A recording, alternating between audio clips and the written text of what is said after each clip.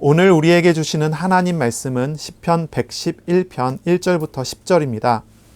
말씀을 연구하고 주를 경외하라 라는 제목으로 우리가 함께 하나님의 말씀을 나누겠습니다. 오늘 우리가 읽은 이 시편 111편은 이제 할렐루야로 시작하는 찬양시입니다. 이제 111편부터 시작해서 이제 할렐루야로 시작하는 찬양시들이 이제 나오게 되죠. 이 시편은요, 감사시라고 할 수 있고요. 또한 이제 지혜시라고 할 수 있습니다. 이게 지혜시인 이유는 제일 마지막 절 때문에 그렇습니다. 여호와를 경외함이 지혜의 근본이다 라고 말을 하고요. 1절부터 9절까지 이야기한 많은 내용들을 돌아보고 우리는 여호와를 경외함을 배워야 된다라고 하면서 나아가기 때문에 이것이 이제 지혜시라고 할 수가 있습니다. 이 시편을 쓴 시인이 어떤 사람인지는 이제 알려져 있지 않습니다. 이제 표제가 붙어 있지도 않고요. 정확히 어떤 사람인지 알려져 있지는 않죠. 우리가 하지만 알 수 있는 것은 이 사람이 찬양 인도자라는 것입니다. 이제 많은 공동체 앞에서 이 시편을 가지고 함께 찬양하는 찬양 인도자입니다. 동시에 그는 하나님을 경외함을 가르치는 지혜자입니다. 이 시편에서 보면은 이 시인은요, 하나님을 두려워하며 존경하는 것이 지혜를 얻는 길임을 분명하게 말하고, 그래서 하나님을 두려워하고 존경해야 된다라고 가르치고 있습니다. 하나님께 찬양하러 나아갈 때 우리는 어떤 그 이미지를 가지고 하나님께 찬양하러 나아가나요? 보통은 이제 하나님은 사랑이시니까 사랑을 주시는 하나님 해갖고 이제 하나님을 찬양하러 나아가죠. 근데 이 시편의 기자는요, 하나님은 경외하실 만한 분위기에 영원히 찬양으로 나아가야 된다라고 말을 해요. 이제 그런 시선을 가지고 우리에게 지혜를 가르쳐 주고 있습니다. 또한 이 사람은요, 하나님의 말씀을 깊이 파고드는 연구자입니다. 이 시인은 이 특징이요, 찬양 인도자이면서 지혜를 가르치는 지혜자면서요, 이 사람은 연구자입니다. 연구합니다. 하나님 말씀을 파고들어서 연구해요. 공부하고 분석하는 걸 넘어서 말씀하시는 하나님을 아는 데까지 나아가는 것을 목표로 하고 있는 그런 연구자입니다. 2절에 보면은 여호와께서 행하시는 일들이 크시오니 이를 즐거워하는 자들이 다 기리는도다 이렇게 되어 있습니다. 기리다라고 하는 말이 다라쉬라는 말인데요. 이것이 이제 연구하다, 탐구하다 이런 말이에요. 그래서 다른 번역 성경들은 다 연구하다로 번역했는데 우리 개역개정은 기리다라고 번역을 했습니다. 이 시인은요, 연구하는 사람이에요. 하나님 말씀을 연구합니다. 시편 1편에 보면 하나님의 말씀을, 하나님 율법을 주야로 묵상하는 자가 나옵니다. 이 묵상하는 사람이 어떤 사람이냐면 복 있는 사람이다 이렇게 표현을 했죠. 그런데 이 시편 111편은요, 하나님 말씀을 묵상하는 것을 넘어서 연구하는 사람이에요. 깊이 생각하고 생각해서 이 말씀이 목적한 데까지 나가야 된다라고 가르치고 있는 거죠. 이 사람은 바로 하나님이 목적한 데까지 나아가면서 그 속에서 기쁨을 얻어가는 사람입니다. 그러므로 우리가 오늘 이 시편을 읽을 때 찬양을 배워가야 합니다. 지혜를 얻어가야 합니다. 그리고 말씀을 연구함으로써 기쁨을 얻어가는 그런 복이 있어야 할 것입니다. 이 시편의 형식을 보면요, 이 시편은 이제 답관체 형식이라고 이렇게 표현을 합니다. 답관체라는 말은 뭐냐면 히브리어의 자음이 22개가 있어요. 뭐 알렙베트 이러면서 히브리어 이제 우리가 영어 알파벳 A, B, C, D 하듯이 히브리어는 22개의 이제 자음이 있습니다. 이 22개의 자음으로부터 시작하는 행들이 22개가 이어져서 나오는 시편이에요. 우리가 뭐 삼행시 같은 거 짓듯이 첫째 단어 알렙 하면은 이 알렙으로 시작되는 한 행을, 그 다음에 베트로 시작하는 한 행을 이렇게 해서 22개가 이어지는 그런 형식으로 만들어진 시편입니다. 이 각 절마다 2행씩 이어지고요. 9절과 10절은 3행이 이어져서 총 22행의 구조를 이루고 있는 시편이에요. 그래서 이게 이제 히브리어로 읽게 되면은 이 히브리어에서는 바로 이러한 이제 알파벳 순서를 가지고 어떤 알파벳을 선택을 해도 하나님을 찬양할 수밖에 없다는, 어떤 언어와 어떤 단어를 사용해도 찬양으로 나아가는 이제 그런 모습을 보여주는 그런 시편이다 이렇게 할 수가 있겠죠.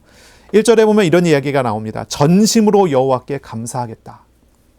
모든 것을 들어서 전심으로 모든 방법을 통해서 하나님께 찬양함을 보여주는 형식을 가지고 있는 것이 이 시편이라 이렇게 얘기할 수가 있습니다. 그리고 또한 이제 시편 5권 전체를 두고 볼 때는 이 시편 111편은 112편하고 쌍둥이 시편이라 이렇게 불러요. 쌍둥이와 같은 시편이고 내용상으로는 시편 119편까지 이어지는 찬양의 묶음 속에 있고 111편부터 119편까지 한 묶음이라고 했을 때 이거는 이제 서론에 해당하는 그런 시편입니다. 그래서 우리가 119편까지 읽어 나갈 때 이 흐름 속에 우리는 들어갈 수가 있겠죠. 내용상으로 봤을 때는 111편과 112편, 이제 서론에 해당하는 111편과 112편, 그리고 결론에 해당하는 119편은 하나님의 율법, 그리고 하나님의 말씀에 대한 찬양입니다. 하나님의 말씀을 연구하겠습니다. 이렇게 시작하고 하나님의 말씀이 진짜 빛이고 진리입니다. 라고 끝나는 거예요. 그리고 이제 113편부터 118편까지 사이에 있는 것은 구원하시고 보호하시는 하나님을 찬양하는 내용으로 이루어져 있습니다.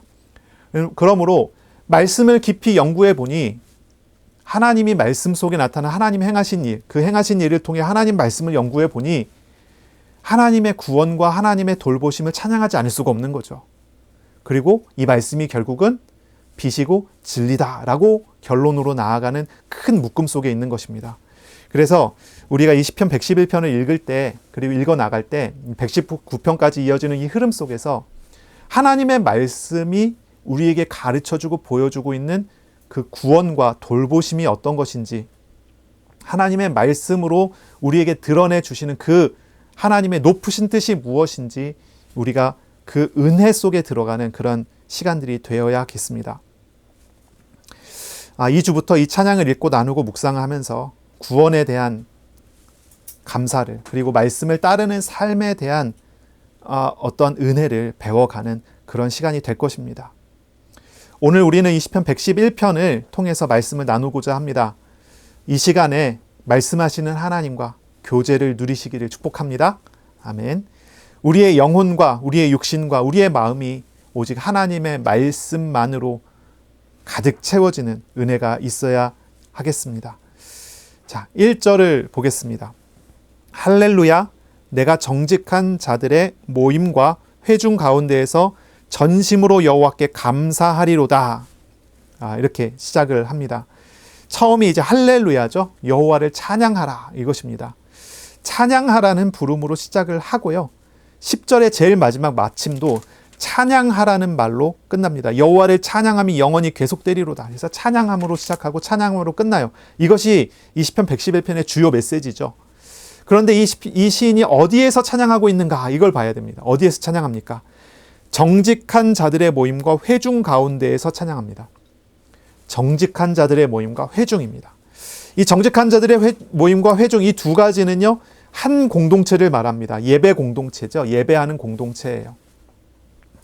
이 시편이 포로 귀환한 사람들이 모여서 하나님 앞에 찬양하기 위해서 만들어낸 찬양집이고 이것이 거룩한 책에 포함된 것인데, 그렇다면 이 사람들은 누구냐면 포로에서 귀환해서 돌아온 그 사람들입니다.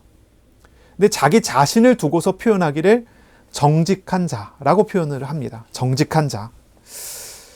이들은요, 하나님이 주신 기쁨과 은혜와 자비를 노래합니다. 하나님은 이들에게 기업을 주셨고요. 영원히 찬양할 축복을 부어주셨습니다. 그 이유가 자신들이 정직한 자들의 모임에서 하나님께 나아가기 때문이다라는 것을 보여주는 거죠. 이런 복을 받을 만한 자격이 정직한 자라는 거예요. 정직한 자.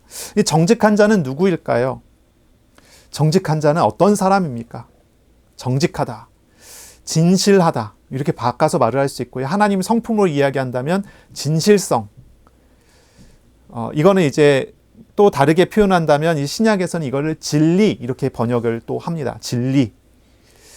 자, 우리가 진리 가운데서 예배하는 사람이 된다. 이런 표현으로 우리는 이해할 수 있는데요. 여기서 이야기하는 정직한 사람, 이 사람은 어떤 사람이냐면 도덕적으로 완벽해서 죄가 없는 상태를 말하는 것이 아닙니다. 도덕적으로 완벽한 상태가 아니고요. 죄가 없는 상태가 아닙니다. 성경이 말하는 정직은 이런 상태를 말하는 것이 아니에요.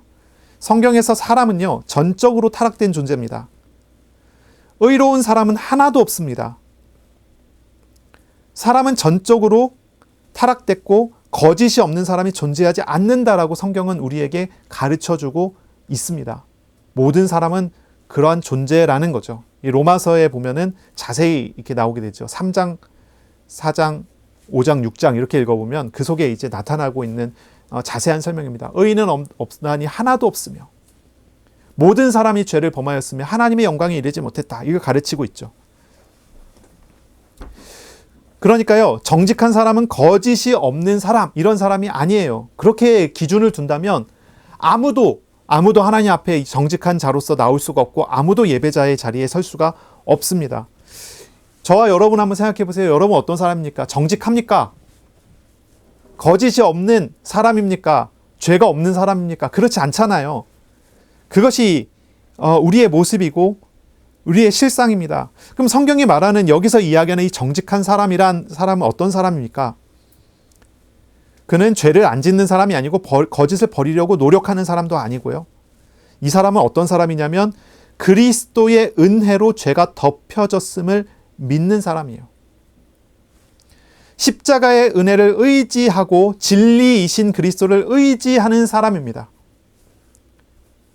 나는 거짓이 있지만, 나는 거짓밖에 없지만 진리이신 그리스도가 함께 하심으로 그리스도의 그 진리와 그리스도의 의로 덮여진 사람, 칭의라고 표현하죠. 신학적인 용어로 칭의입니다. 의롭다고 칭함을 받았다. 나의 의가 아니라 그리스도의 의로 칭함을 받은 사람, 그 사람을 지칭하는 말입니다. 이 정직한 예배자라는 것이 바로 그런 사람입니다. 예수님께서 가르치신 것 중에 예배는 어떤 사람이 드립니까? 라고 했을 때 이런 사람이 예배를 드립니다. 이 산에서 드리는 게 참 예배가 아니라 저 산에서 드리는 것이 참 예배가 아니라 예배는 무엇입니까? 하나님은 영이시니 하나님께 예배하는 자가 영과 진리로 예배하는 것, 그것이 진짜 예배다라고 가르칩니다. 진리이신 그리스도로 말미암아 예배가 드려질 때 그게 예배자입니다. 우리가 정직한 자로서 예배 드린다고 했을 때는 바로 그런 의미입니다. 질문해야 됩니다. 나는 정직한 사람입니까? 스스로 내가 예배 드릴 만한 자격이 있는 사람인지에 대한 질문을 해야 되는 겁니다. 포로에서 귀환한 이 사람들은 과연 의롭고 거짓이 없는 사람들이었습니까? 그들이 의롭지 않고 거짓이 많기 때문에 그들은 포로 생활을 해야 됐습니다. 그들은 스스로 의로운 채 했지만 의롭지 않다는 사실을 다 드러내는 시간들이 이 포로 시기였습니다. 그리고 돌아온 이 사람들, 양심이 있다면 우리는 거짓밖에 없습니다. 이렇게 고백을 해야 되는데, 그런데 이 사람들이 말하기를 우리는 정직한 자의 모임에서 하나님을 찬양합니다. 이렇게 말을 한단 말이죠. 이 사람들이 질문을 들었을 때, 나는 정직한 사람인가 질문을 들었을 때 이 사람들이 어떻게 이야기하는 것이 옳다고 생각하십니까? 당연히 생각하기를 정직하지 않습니다라고 이야기해야 될 것 같은데 이들은 표현하기를 우리는 정직합니다라고 표현해요. 그 이유는 하나님의 의를 힘입었기 때문이다라는 거죠. 우리가 예배자가 된 것도 바로 그러한 이유입니다. 우리가 오늘 예배 자리에 앉아갖고 예배할 수 있는 것도 바로 그런 이유입니다. 예수 그리스도의 진리를 옷 입었기 때문에 우리는 예배자가 된 것이고 예배할 수 있게 된 것이죠. 사실 우리는 거짓과 욕심과 우상이 우리를 주장하는 사람들입니다. 그런데 우리를 붙드신 그리스도의 진리에 참여됐기 때문에 우리는 예배자로 서게 된 것입니다. 이번 주간 우리가 또한 살아갈 때 우리는 예배자로서 살아가야 할 것입니다. 정직한 예배자로서, 예수 그리스도를 의지하는 예배자로서. 죄인의 기도는 듣지 않으십니다. 죄인의 예배는 받지 않으십니다. 그러나 그리스도의 이름으로 나아가는 죄인의 기도를 들으십니다. 그리스도의 이름으로 서는 예배자의 예배를 받으십니다. 이것이 중요한 기준입니다. 나를 만나주시는 예수님, 진리이신 예수님을 의지함으로써 우리는 하나님을 만날 수 있고 하나님과 동행할 수 있고 우리의 삶이 예배가 될 수 있는 것입니다. 우리에게 진리가 되시는 그리스도를 온전히 알아가기를 간구하는 주간이 되시기를 바랍니다. 그리스도로 말미암아 우리가 어떤 거짓과 욕심과 어떤 우상을 못 박아버리는 그런 주간이 돼야 되겠습니다. 자, 2절입니다. 여호와께서 행하시는 일들이 크시오니 이를 즐거워하는 자들이 다 기리는도다. 3절, 4절까지 읽겠습니다. 그의 행하시는 일이 존귀하고 어미하며 그의 의가 영원히 서 있도다. 그의 기적을 사람이 기억하게 하셨으니 여호와는 은혜로우시고 자비로우시다. 자, 여기에 2절, 3절에 나오는 이 표현이 있습니다. 여호와께서 행하시는 일이라고 하는 표현이 나옵니다. 하나님이 행하시는 일. 이것은 무엇입니까? 과거에 행하셨던 일들, 그리고 지금 행하신 일을 포함하는 이야기입니다. 행하시는 일이라고 표현하고 5절부터 보면 하나님이 어떻게 행하셨는지를 표현하는데요. 이 내용들은 다 출애굽기와 민수기, 신명기에 나오는 내용들입니다. 다시 말하면요.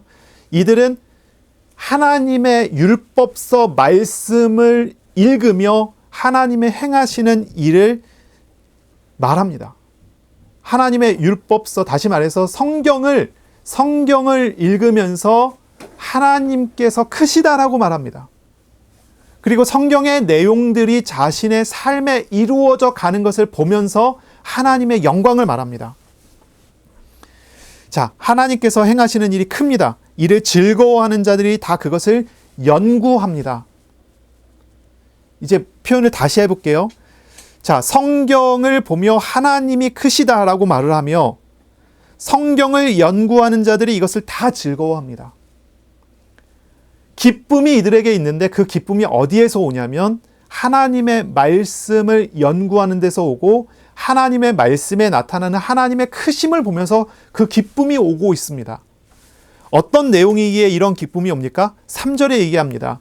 하나님의 존귀하시고 어미하심, 이것을 본 것입니다. 두 번째, 하나님의 의로우심, 공의로우심, 이걸 본 것입니다. 세 번째, 하나님의 기적, 이걸 본 것입니다. 그 기적은 뭘 표현하는 거냐면 하나님의 은혜와 자비를 표현하는 것입니다. 자, 이 시편 기자와 그리고 이 포로 귀환한 이 성도들은 하나님의 말씀을 낭독해서 읽으면서 자, 그 일을 하고 있는 거예요. 성전에 다 모였어요. 그리고 앞에서 하나님 말씀을 낭독합니다. 읽으면서 그것을 읽고 끝나는 것이 아니라 거기에서 연구하고 탐구하는데 말씀에 나타난 하나님을 알아가기까지 연구합니다. 하나님을 알아가는 데까지 나아갑니다. 그랬더니 거기에 뭐가 나타나냐면 이 세 가지가 나타납니다. 그 세 가지를 보면서 이들은 말할 수 없는 기쁨을 얻어가기 시작합니다. 그게 첫 번째가 하나님의 존귀하고 어미하심입니다. 하나님의 존귀하고 어미하심. 이건 뭡니까? 왕으로서의 통치를 말합니다. 왕으로서의 통치. 하나님이 성경에 보니 자기 백성을 돌보시기 위해서 왕으로서 통치하시더라라는 걸 본 것입니다. 그리고 그 사실을 포로 시기에 자신들이 경험했단 말이죠. 그러니 이것이 옛날 이야기가 아니라 지금 살아있는 말씀으로서 나에게 다가오고 나는 그것을 기뻐하지 않을 수가 없는 거예요. 하나님이 나를 다스리시는구나, 이걸 보는 거예요. 하나님이 자기 백성을 돌보기 위해서 왕으로서 온 우주를 통치하시는 것, 온 역사를 통치하시는 것, 자연 만물을 통치하시는 것을 봤어요. 이스라엘은 작은 나라이고 바벨론, 페르시아 같은 나라는 큰 나라입니다. 그러나 하나님이 그 큰 나라를 다 주관하시는 걸 봤어요. 누구를 위해서? 하나님의 백성인 자신들을 위해서. 그러니 그것을 볼 때 이들이 기뻐하지 않을 수가 없는 거예요. 여러분, 우리가 이 주간에 정말입니다. 하나님 말씀을 묵상하고 연구하면서요, 하나님을 알아가기를 구하세요. 하나님께서 나를 어떻게 다스리시는가를 성경에 하나님께서 통치하고 다스린 사람들을 통해서 알려주실 것입니다. 그리고 그들과 같이 나와 어떻게 함께 하심을 보여주시고 경험하게 하실 겁니다. 그때 우리는 하나님의 그 왕되심으로 인해서 기쁨을 얻어가게 될 것입니다. 두 번째죠. 공의입니다. 그의 의가 영원히 서 있도다. 이 3절 뒷부분입니다. 그의 의가 영원히 서 있도다. 하나님의 다스리심은요, 사람처럼 변덕스럽거나 타협하는 그러한 통치가 아닙니다. 하나님의 통치는 정의롭고 흔들림 없고 영원합니다. 하나님은 공의로 다스리고 그 공의를 이루시기 위하여 우리를 짊어지시어서 희생하시는 그 희생을 보여주십니다. 그러므로 기뻐하지 않을 수가 없고 찬양하지 않을 수가 없다는 것이죠. 세 번째가 4절의 말씀입니다. 그는 계속적으로 기적을 나타내 보이십니다. 기적을 보이세요. 기적입니다. 광야에서 하나님은 기적을 나타내셨습니다. 애굽에서 하나님은 기적을 10가지 재앙을 나타내셨습니다. 그 이후에 가나안에서도 계속 마찬가지였죠. 하나님의 기적은 계속 나타났습니다. 무엇 때문입니까? 어떤 것 때문입니까? 그 뒤에 나오죠. 여호와는 은혜로우시고 자비로우시도다. 하나님의 은혜와 자비가 나타납니다. 모든 광대한 통치와 역사하심의 궁극적인 목적이 무엇입니까? 창세 전부터 택하신 자기 백성에게 은혜와 자비를 베푸시기 위함이라고 말을 하고 있는 거예요. 이 은혜와 자비라고 하는 표현은요, 출애굽기 34장 6절에 나오는 표현입니다. 이스라엘이 금송아지를 만들어서 숭배했었던 사건이 벌어졌을 때 그 이후에 하나님이 모세에게 주셨던 말씀이에요. 여호와라 여호와라, 자비롭고 은혜롭고 노하기를 더디하고 인자와 진실이 많은 하나님이다 라고 하면서 하나님은 자신을 계시해 주셨어요. 이스라엘이 성경을 읽고 연구하면서 하나님을 알게 됐을 때 이들이 기뻐했었던 이유가 무엇입니까? 이들이 기뻐했던 이유는요, 이 구원의 역사가 너무나 위대하다는 거예요. 죄인들을 위해서 한 걸음 더 나아갔어요. 하나님의 원수가 된 사람들을 구원하기 위해서 하나님의 독생자 그리스도의 생명을 내어주셨단 말이죠. 이들이 그것을 보는 거예요. 이들이 그것을 경험한 거예요. 하나님의 인자와 하나님의 사랑과 하나님의 자비하심이, 하나님의 긍휼하심이, 하나님의 은혜가 그냥 옵니까?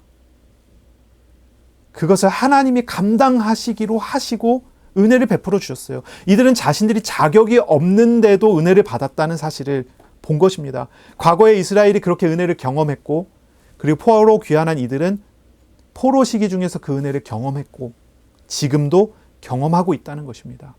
그러니 그것을 연구할 때 하나님 찬양할 수밖에 없는 거죠. 로마서 5장을 보면 그렇잖아요. 의인을 위하여서도 대신 죽는 것이 어렵습니다.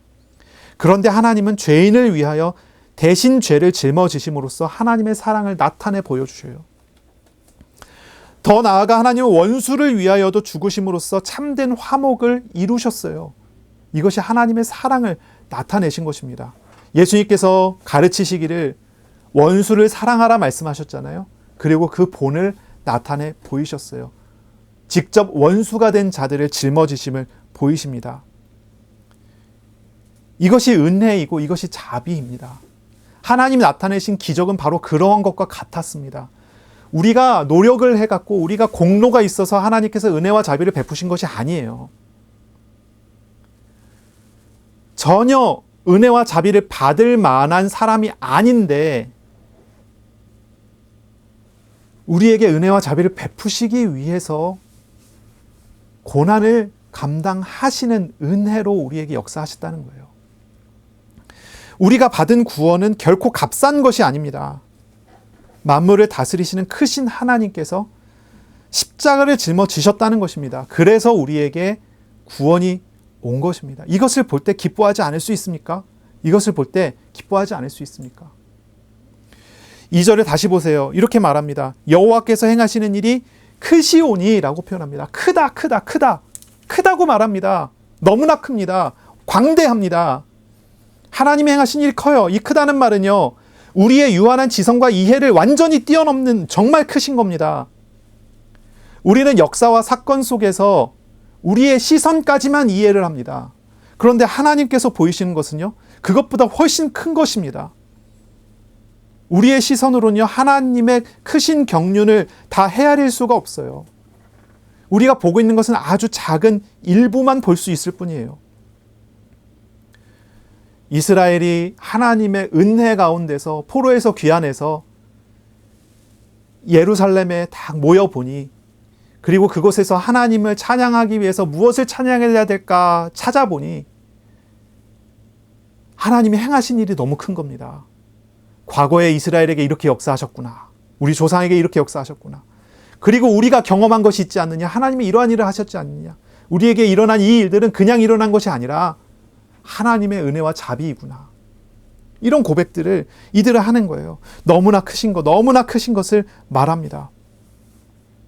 하나님의 지혜와 사랑이 얼마나 높고 얼마나 놀라운지 모르겠다. 이렇게 말을 하는 거죠. 그들은요, 바로 이 크심을 뭘 통해서 알게 됩니까? 하나님의 말씀을 연구함으로써 알았습니다. 감춰져 있었던 하나님의 뜻과 감춰져 있었던 하나님의 능력을 발견하고 이들은 측량할 수 없는 기쁨을 그 속에서 얻었습니다. 그리고 오늘 이 말씀을 통해 우리에게 하나님은 또한 이야기합니다. 하나님의 말씀 안에 하나님이 누구신지를 알려주고 있는데 그 하나님의 크심을 알고 있느냐, 이런 질문을 하는 거죠. 이 주간에 말씀을 묵상하셔요. 이 시편 111편을 묵상하시고 또 성경을 읽으세요. 하나님의 크신 은혜와 자비를 알아가기까지 계속 또한 연구해 나가는 그런 주간이 되시기를 바랍니다. 하나님은 우리에게 정말로 그 크심을 나타내 보여주십니다. 그 은혜를 우리가 또 알아가기를 원합니다. 자꾸 우리는요, 우리의 작은 생각으로 판단하고 결정하고 결론 내리고 이게 다다라고 생각을 하는데 말씀은 그렇게 작은 것이 아닙니다. 이 세상에서 가장 지혜로운 지혜자가 그 말씀 안에 담겨져 있는 1000가지의 은혜를 찾아낸다 하더라도 그 은혜가 1000가지에 머물지 않습니다. 무궁무진합니다. 우리는 말씀을 통해서 말씀하시는 하나님을, 우리를 오늘도 지금도 짊어지신 하나님을 알아가는 데까지 나아가야 합니다. 그 속에 놀라운 은혜들이 담겨 있는 것이죠. 자, 5절부터 9절까지는요, 하나님이 역사 속에서 이스라엘에게 베푸신 구원과 언약의 사건들이 고백이 됩니다. 자, 5절 앞부분을 볼게요. 여호와께서 자기를 경외하는 자들에게 양식을 주시며 했습니다. 이제 출애굽기에 나오는 만나 메추라기 사건을 우리는 떠올리게 됩니다. 자, 뒷부분에 보겠습니다. 그의 언약을 영원히 기억하시리로다 라고 합니다. 하나님이 아브라함과 맺은 언약을 기억해서 이스라엘을 구원하셨다, 이렇게 말하는 거죠. 이스라엘의 공로 때문이 아니라, 이스라엘이 무슨 하나님 앞에 어떤 거를 잘 드렸기 때문이 아니라, 이스라엘은 오히려 하나님을 떠나서 우상 숭배하는 사람이 되어 있었는데 하나님께서 아브라함과 맺은 언약을 기억해서 그들을 구원하시고 그 언약을 기억하게 만들어 주셨다, 이거죠. 6절입니다. 그가 그들에게 문 나라의 기업을 주사 그가 행하시는 일의 능력을 그들에게 알리셨도다 라고 말합니다. 하나님은 이스라엘에게 가나안 땅을 주셨습니다. 문나라의 기업, 이거 가나안 땅이죠. 가나안 땅을 주셨습니다. 과거의 사건들을 이들은 계속 읽어나가고 있는 거예요. 읽어나가면서 하나님이 하신 하나님의 영광을 쭉 설명을 하고, 그리고 구체적으로 어떤 일을 나타내셨는지를 말해요. 그리고 바로 그 땅에, 그 문나라의 그 주신 그 땅에 이들은 다시 돌아왔잖아요. 그리고 그 땅에 서서 감격하며 말하는 거예요. 하나님이 우리에게 이 땅을 다시 돌려주셨다. 그리고 이제 7절입니다. 그의 손이 하는 일은 진실과 정의이며, 이거 이제 표현을 바꿀게요. 진리와 의로움이며, 그의 법도는 다 확실하니 영원 무궁토록 정하신 바요 진리와 정의로 행하신 바로다, 이렇게 말합니다. 이게 중요하게 좀 생각해 봐야 되는 것은요, 여기에 나오는 이 법도라고 하는 단어입니다. 법도예요. 법도는 무엇입니까? 이 법도는요, 하나님의 율법을 말하는 건데요, 이것은 하나님께서 자기 백성을 통치하시는 방법으로서 율법이 수여됐다라고 하는 사실을 돌아보는 거예요. 하나님이 만나를 주셔서 그들을 먹이셨고, 하나님이 가나안 땅을 주셔서 그곳에서 하나님의 복을 누리게 하셨는데, 그 사이에 뭐가 있냐면 하나님의 율법이 있습니다. 하나님의 법도가 있습니다. 이건 하나님의 자기 백성을 통치하시는 하나님의 방법이에요. 여기서 말한 이 법도는요, 시내산에서 주신 율법이죠. 시내산에서 주신 율법이에요. 이거는 택한 백성의 삶에 주신 하나님의 질서입니다. 하나님의 질서예요. 율법, 십계명입니다. 십계명. 이 십계명은요, 임시적인 것이 아닙니다. 영원하고 견고한 것입니다. 이것은 진실하고 공평합니다. 이건 진리이고 의로운 것입니다. 분명하게 표현하죠. 이것은 하나님께서 이스라엘에게 주신 하나님의 선물입니다. 이거 참 중요합니다. 하나님의 선물입니다. 이 법도는요, 하나님이 세우신 이 법도는요, 9절에 보면은 구원과 연결이 됩니다. 9절을 보겠습니다. 여호와께서 그의 백성을 속량하시며 그의 언약을 영원히 세우셨으니 그의 이름이 거룩하고 지존하시도다 했습니다. 자, 하나님께서 이스라엘을 속량했다. 속량이라는 말 아시죠? 값 주고 샀다는 것입니다. 이스라엘이 죄를 져서 죽게 됐는데 그 죽음의 값을 하나님께서 대신 치러주시고 그리스도의 십자가를 말합니다. 그리고 그를 샀습니다. 속량했습니다. 구원한 백성에게 주신 법도라는 거예요. 이게 참 중요합니다. 성경책 제일 뒤에 보시면 뭐가 나오죠? 십계명이 나오죠? 성경책 제일 뒤에 한번 보세요. 십계명이 나옵니다. 그 십계명에 서론이 써 있습니다. 서론 한번 읽어볼까요? 네, 찾으셨죠? 시작. 하나님이 이 모든 말씀으로 말씀하여 이르시되 나는 너를 애굽 땅 종 되었던 집에서 인도하여 낸 내 하나님 여호와니라. 이렇게 써 있습니다. 혹시 이게 안 써 있는 성경 있나요? 다 써 있죠. 이게 십계명의 서론입니다. 십계명 전체의 성격을 말해주고 있는 것이 이 십계명의 서론입니다. 이거를 빼고 십계명을 읽으면 오해하게 돼요. 근데 이게 딱 들어가면 오해가 안 됩니다. 십계명이 뭔지 바로 알 수 있어요. 뭡니까? 구원받지 못한 사람에게 이 십계명 다 지키면 구원할게 라고 이해한다면 잘못 이해한 것입니다. 서론을 읽으면 정반대라는 거 알 수 있어요. 하나님께서 속량하셨습니다. 이미 구원을 하셨습니다. 구원한 백성에게 주신 것이 십계명입니다. 이건 무슨 얘기입니까? 구원을 유지하려면 이걸 지켜라 이런 의미입니까? 그런 의미도 아닙니다. 하나님의 구원은 빼앗기지 않습니다. 하나님이 하나님의 손으로 붙잡은 백성을 어느 존재에게 빼앗길 수 있습니까? 그럴 수 없습니다. 하나님은 하나님 백성에게 십계명을 주심으로써 하나님께서 이스라엘을 어떻게 다스리겠다라는 걸 가르치는 것입니다. 진리가 무엇인지를 가르치고 진실이 무엇인지를 가르치고 삶의 방식을 가르치는 것입니다. 그것이 십계명입니다. 이 십계명은요, 하나님의 백성이 하나님의 백성답게 살아가도록 은혜로 돕는 가이드북과 같은 것입니다. 이 율법 속에는요, 하나님의 거룩한 성품이 담겨져 있고 우리를 향한 하나님의 따뜻한 마음이 녹아져 있습니다. 근데 이걸 오해하게 되면 이제 다르게 생각하게 되는 거예요. 율법을 가지고 해야 될 것과 하지 말아야 될 것의 목록으로 이것을 받아들이게 되면 어떻게 되냐면, 자, 거짓말하면 안 됩니다. 이건 죄입니다. 살인하면 안 됩니다. 이건 죄입니다. 살인하지 않기 위해서 노력하고 거짓말하지 않기 위해서 노력하고 이런 방식이 된다면 뭐가 되냐면 이 율법은 사람을 얽어매는 구속의 도구가 되는 거예요. 그런데 이 율법은 그런 목적으로 준 것이 아니라는 거예요. 이 율법은 그런 목적이 아니에요. 하나님의 법도는 사람을, 자기 백성을 얽매는 그런 도구가 아닙니다. 하나님의 법도는 자유를 주기 위한 것입니다. 이것을 우리가 알아야 돼요. 이것이 얽어매는 도구로서 율법을 읽게 되고 받아들이게 되면요, 평생 그 사람은요, 법조항을 지키기 위해서 전전긍긍하는 사람이 돼요. 우리는 이런 사람을 율법주의자라고 부릅니다.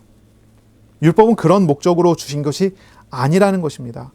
하나님께서는 우리가 그 조항을 지켜야 되는 조문으로서의 율법을 주신 것이 아닙니다. 진리와 정의 그 자체를 우리에게 알게 하기 위해서 주신 것입니다.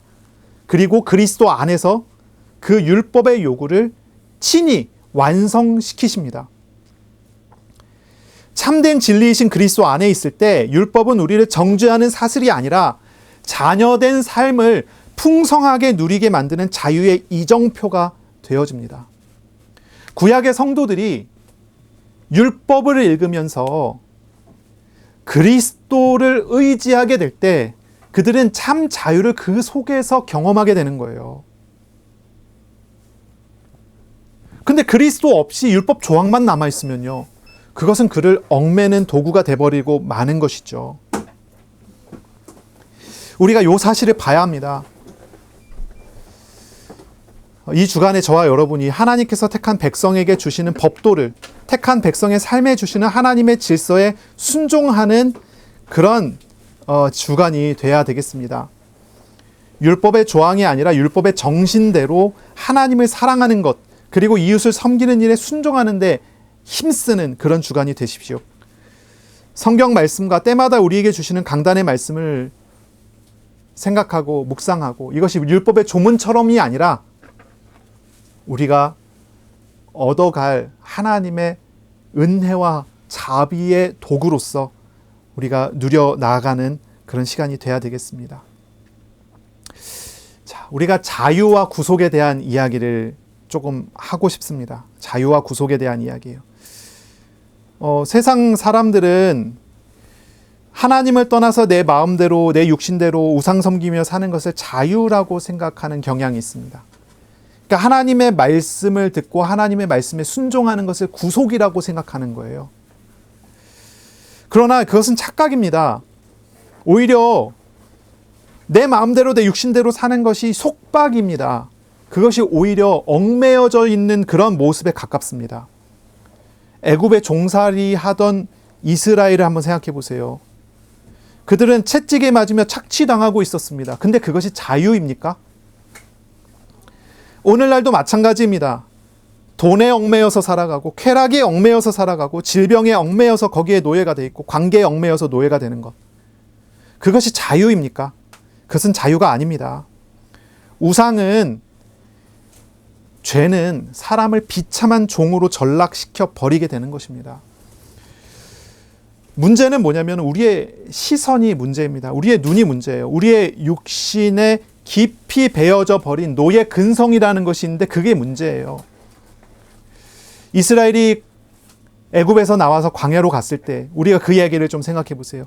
이 오늘 말씀 본문에는 이것이 다 나타나진 않았습니다. 하나님 하신 일만 이야기하는데 우리가 쉽게 떠올릴 수 있는 거예요. 하나님께서 이스라엘에게 주신 그 놀라운 일에 대해서 이스라엘의 반응은 어땠는가? 반응이 어땠나요? 하나님의 그 법도를 보고 기뻐하며 그 법도대로 살아갔습니까? 이스라엘은 그거를 법도대로 살아가지 않았습니다. 그걸 거절했습니다. 다시 노예 생활을 하겠다고 외쳤습니다. 광야로 나온 이스라엘 백성은 조금만 힘들면 애굽으로 돌아가고 싶다고 외쳤어요. 죄악에 얽매여서 살던 과거의 육신적인 근성이 그들이 자유인이 됐는데도 아직도 그들의 발목을 딱 붙잡고 있는 거예요. 우리는 하나님의 자녀가 됐는데도 거룩하신 창조주 우리의 아버지가 되신 하나님이 우리에게 함께 하시는데도 하나님을 떡이나 던져주는 우상 취급해버리는 거예요. 자유를 얻었지만 속박된 사람으로 사는 겁니다. 그게 우리의 어떤 시선의 문제인 거예요. 노예 근성이라고 표현할 수 있겠죠. 코끼리를 길들이는 방법을 아십니까? 코끼리를 길들이는 방법. 코끼리가 새끼 때 단단한 말뚝에 다리를 딱 묶어 놓습니다. 그러면요, 이 코끼리 새끼는요, 아무리 발버둥을 쳐도 말뚝을 뽑아낼 수 없다는 것을 학습하게 되죠. 학습이 일어납니다. 그리고 이 코끼리는 시간이 흘러서 아주 거대한 성체가 딱 됩니다. 마음만 먹으면 말뚝을 쉽게 뽑아버릴 수 있어요. 그런 힘이 있습니다. 하지만 코끼리는 탈출을 시도하지 않습니다. 이걸 뭐라고 표현하냐면 학습된 무기력, 이렇게 표현합니다. 학습된 무기력. 우리의 영적인 상태가 이와 같지 않나요? 우리가 예수 그리스도의 보혈로 죄와 사망의 법에서 완전히 해방되었습니다. 그러나 여전히 남아있는 죄성 육신 때문에 죄의 말뚝에 매인 새끼 코끼리처럼 스스로 무기력에 빠져서 종노릇하고 그렇게 살아가고 있는 때가 너무 많은 거예요. 돈이 없으면 죽을 것 같아요. 내 상처가 건드림 받으면 죽을 것 같아요. 못 견뎌요. 지금 사방으로 압박이 들어오는 것 같아요. 못 견뎌요. 이게 학습된 무기력이란 말이에요. 하나님의 자녀다운 하나님의 자녀의 생각을 하지 못합니다. 이런 학습된 무기력이 있을 때 우리는 여기서 어떻게 벗어날 수 있습니까?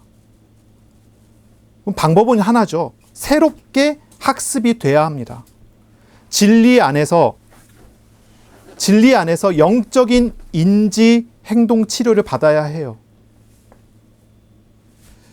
이스라엘의 광야 40년이 바로 그런 치료의 과정이었습니다. 광야 40년이요. 단순히 그냥 40년이 아니에요. 노예 근성을 빼내는 치료 과정이에요.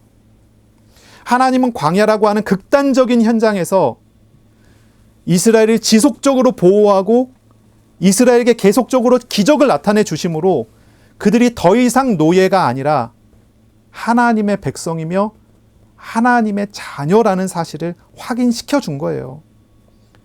그들이 다시는 묶인 자가 아니라 자유한 자녀로서의 정체성을 다시 심어주는 것입니다. 우리의 생각을 해봐야 돼요. 우리가 판단하는 것, 선택하는 것, 결정하는 것, 무엇이 기준입니까? 현실입니까? 진리입니까? 이렇게 우리 질문해 봐야 돼요. 무엇이 기준입니까? 내가 육신적으로 당한 현실이 기준이 됩니까? 아니면 나의 주님 되신 하나님의 말씀이 기준이 됩니까? 하나님의 뜻이 기준이 됩니까? 우리가 정말로 기도하면서 나아가야 될 부분이 여기에 있는 것입니다. 하나님의 말씀은 우리를 구속하는 말씀이 아니고요. 하나님의 말씀은 우리에게 자유를 주는 말씀입니다. 예수님께서 제자들에게 말씀하시기를 너희가 내 말 안에 있으면 너희가 참 내 제자가 되고 진리를 알지니 진리가 너희를 자유케 하리라 라고 말씀하십니다. 이 요한복음 8장 31절 32절입니다. 하나님의 말씀 가운데 설 때 그 말씀은 우리를 자유를 주는 놀라운 도구가 됩니다. 하나님의 말씀은 우리에게 자녀답게 만들어주는 그런 도구가 돼요. 말씀이 아니면요, 우리를 얽매는 것입니다. 바로 그 뒤에 이어서 예수님께서 그것에 대해서 설명을 쭉 해 나가시는 것입니다. 요한복음 8장 뒤쪽을 읽으면요, 더 재밌습니다. 이스라엘이 말하기를 우리는 종이 된 적이 없고 우리는 아브라함의 자손인데 왜 우리 보고 종이라고 말을 하느냐. 예수님께서 그들에게 얘기합니다. 너희는 속박돼 있다. 너희는 너희 아비 마귀에게서 났으니 너희 아비가 하고자 하는 대로 너희가 하고자 한다. 뭐 이런 얘기를 쭉 하신단 말이죠. 뭘 이야기하는 겁니까? 하나님의 말씀이 무엇인지를 설명하는 거예요. 하나님의 말씀이 도대체 무엇입니까? 그 말씀은요, 단순히 과거에 일어났었던 일에 대한 기록이 아닙니다. 뭐 광야에서 이런 일이 벌어졌고 이스라엘이 이런 말씀을 받았고 과거의 이야기가 아니에요. 이건 무엇입니까? 우리에게 가르쳐 주시는 하나님이 누구신지를 가르쳐 주시는 하나님의 계시, 자기 계시라고 표현해요. 하나님을 알려주는 도구입니다. 하나님이 어떤 분인지를 설명해 주는 도구입니다. 이 사실을 우리는 보기를 원합니다. 자, 9절 뒷부분을 보겠습니다. 9절 전체를 다시 봐야 되겠습니다. 여호와께서 그의 백성을 속량하시며 그의 언약을 영원히 세우셨으니 그의 이름이 거룩하고 지존하시도다. 이렇게 얘기합니다. 자, 하나님의 구원 이야기하고요. 그 하나님의 구원을 통해서 하나님은 언약을 바르게 세우셨다라고 표현하고요. 그리고 그 뒤에 얘기하기를 하나님의 이름이 거룩하고 지존하시다라고 표현합니다. 이게 지존하시다라는 표현이 야레라는 단어인데요. 여기선 지존하시다라고 번역을 했지만 원래 의미는 이제 두렵다, 두려워한다 이런 얘기를 해요. 시인은 하나님을 거룩하다고 얘기하고 하나님이 두렵다라고 얘기합니다. 하나님의 크심을 볼 때, 하나님의 그 은혜를 볼 때 얼마나 경외할 만한 분인지를 본 것이죠. 그리고 결론으로 나아갑니다. 10절입니다. 여호와를 경외함이 지혜의 근본이라. 하나님을 두려워하며 하나님을 존경하는 것, 이것이 이제 경외죠. 그것이 지혜의 근본이라. 그의 계명을 지키는 자는 다 훌륭한 지각을 가진 자이니 여호와를 찬양함이 영원히 계속되리로다. 자, 하나님을 두려워하고 존경하게 되는 사람은 어떻게 하는 사람이죠? 어떤 결론으로 나가는 사람이죠? 하나님의 계명을, 하나님의 율법을 지키는 사람입니다. 우리가 한참 얘기했어요. 율법은 우리를 속박하는 것이 아니에요. 율법의 조문을 가지고 해야 될 것, 하지 않아야 될 것, 이렇게 되면 이건 속박하는 게 돼요. 그런데 그 율법을 주신 하나님이 그 율법을 통해서 우리에게 어떠한 통치가 이루어진다는 것을 보게 된다면 그것 때부터는 그것은 우리를 속박하는 것이 아니라 우리에게 자유를 주는 게 돼요. 바뀝니다. 그러니 하나님을 경외하는 사람은, 하나님을 아는 사람은 말씀에 순종하는 사람이 되는 거예요. 말씀에 순종합니다. 어떤 사람이 정말 지혜로운 사람입니까? 육신적인 판단에 의해서, 계산에 의해서 어떤 이득을 얻어낼 수 있다고 생각하고 발빠르게 움직이는 사람이 지혜로운 사람입니까? 그렇지 않다는 거죠. 어리석어 보일지 몰라도 하나님을 두려워하고 하나님의 뜻을 따라가는 사람, 그 사람이 지혜로운 사람입니다. 말씀에 순종하는 사람, 이 사람이 지혜로운 사람입니다. 이 사람은요, 하나님의 기쁨을 얻어가게 됩니다. 여러분, 이 시편은요, 하나님의 크신 일을 경험한 백성이 부른 노래입니다.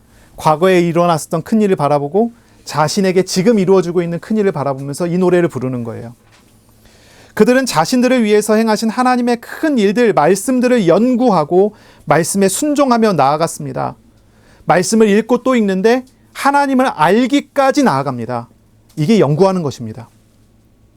그리고 결국 그들은 하나님의 은혜와 자비를 알아갔기 때문에 찬양과 감사를 드렸습니다. 그들은 말씀하시고 그것을 이루어 가시는 지존하신 하나님을 경외하는 것이, 그리고 하나님 말씀을 따라 사는 것이 마땅한 삶이라고 교훈하고 있습니다. 여러분, 이 주간에 말씀을 묵상하고 연구하시길 바랍니다. 말씀을 묵상하세요. 하나님을 알기까지 말씀을 탐구하세요. 그렇게 함으로써 깊고 높은 하나님의 은혜와 자비를 더 알아가고 경험하고 누리는 그런 주간이 되시기를 바랍니다. 기도하겠습니다. 하나님 아버지, 우리에게 말씀하시고 말씀을 이루어 가시는 하나님을 찬양합니다. 주님, 오늘 우리에게 주신 말씀과 같이 주님의 말씀을 연구하고 탐구하는 주간이 될 수 있도록 우리에게 복을 주시옵소서. 그리함으로 우리에게 이루어 주시는 놀라운 기쁨과 은혜로 우리가 충만히 차고 우리의 삶이 온전하게 세워져 갈 수 있게 하여 주시옵소서. 이스라엘이 하나님을 찬양하듯이 하나님께서 이루시는 왕의 통치가 무엇인지, 하나님께서 이루시는 정의를 이루시는 그 의로움이 무엇인지, 우리에게 베풀어 주시는 사랑이 무엇인지 깨달아가는 복이 있게 하여 주시옵소서. 감사합니다. 예수님의 이름으로 기도합니다. 아멘. 우리 구주 예수 그리스도의 은혜와 하나님 아버지의 사랑하심과 성령님의 교통하심이 이제로 영원까지 항상 함께 있을지어다. 아멘.